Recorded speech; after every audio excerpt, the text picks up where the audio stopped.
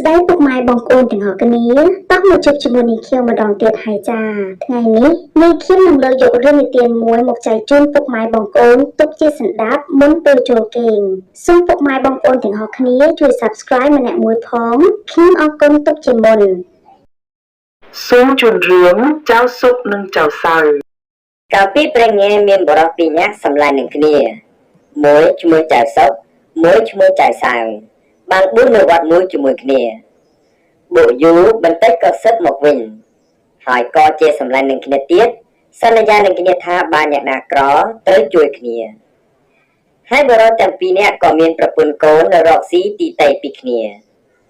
ចៅសុករកស៊ីតែមានទ្រព្យរបស់ច្រើនឯចៅសៅល្ងងខ្លៅក្រលំបាកហើយប្រពន្ធមានសហាយផងចៅសុកដឹងថាប្រពន្ធចៅសៅមានសហាយហើយក្រលំបាក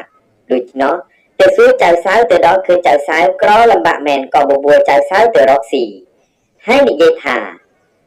ត្រូវឯងតាមពីឯងចៅសៅក៏ព្រមតាមពាក្យចៅសុក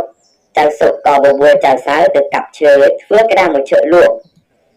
ឯកូនសេដ្ឋីដែលមានសហាយនឹងនាងពេជ្រជាប្រពន្ធចៅសៅ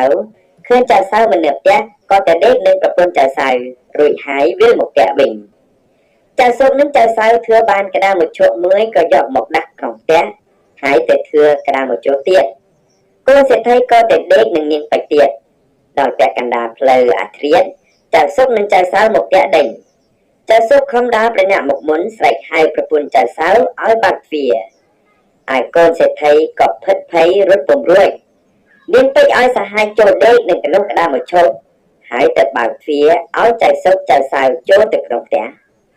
នាងពេជ្រសួរថាមិនដេចបានជីវិលមកវិញចៅសៅប្រាប់ថាចៅសុកឈឺក្បាលហើយវិលមកវិញហើយចៅសៅប្រាប់ទៅនាងពេជ្រឲ្យដណ្ដើមបាយស៊ីបាយរួចហើយដល់ចៅសុកដឹងថាសហាយនាងពេជ្រដេកក្នុងក្តារមួយឈប់ក៏ប្រាប់ទៅចៅសៅថារកផ្ដៅចងក្តារមួយជុំទុកក្រែងចោលលួចចៅសៅក៏យកផ្ដៅមកចងក្តារមួយជុំទុកក្រែងចោលលួចចៅសៅក៏យកផ្ដៅទៅចងរួចស្រេចហើយយកដៃគោលបក់ថែមទៀតឯចៅសៅពុំដឹងថាប្រពន្ធមានសហាយក៏ធ្វើតាមពាក្យចៅសុកបង្គាប់លុះព្រឹកឡើងចៅសៅប្រើប្រពន្ធឲ្យទៅទិញអីវ៉ាន់ហើយនាងពេជ្រហួរទៅប្រាប់សេដ្ឋីថាឲ្យឪពុកម្ដាយតាមទិញមកឈប់ត្បិតកូនសេដ្ឋីនៅដេកនឹងខ្ញុំប្តីខ្ញុំមកទាន់វារត់ទៅដេកក្នុងមឈូសឥឡូវនេះប្តីខ្ញុំសេងយកមកព្រឹកនេះហើយ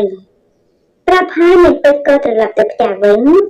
ចៅសុកនិងចៅសៅសេបាយរួចក៏សេងមឈូសយកទៅលក់សេដ្ឋីឲ្យខ្ញុំមួយញាក់ចាំមើលផ្លូវផ្ដាំថាបើឃើញឯណាសេងក្តារមឈូសមកលក់ឲ្យរត់ទៅហៅយើងចៅសុកនិងចៅសៅសេងក្តារមឈូសទៅដល់ផ្ទះសេដ្ឋីស្រែពពាយនិយាយថា